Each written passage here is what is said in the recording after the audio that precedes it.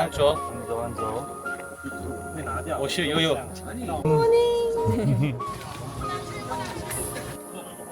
到了！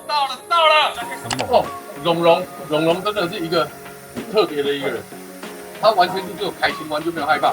然後他看到那個蝙蝠啊，他說哇，蝙蝠！像我一般看到蝙蝠，我會愣一下，他是驚喜。哇，珊珊更難，因為珊珊很壯，你知道嗎？所以珊珊要經過那個山洞有多難，你知道？了不起，了不起。很熱。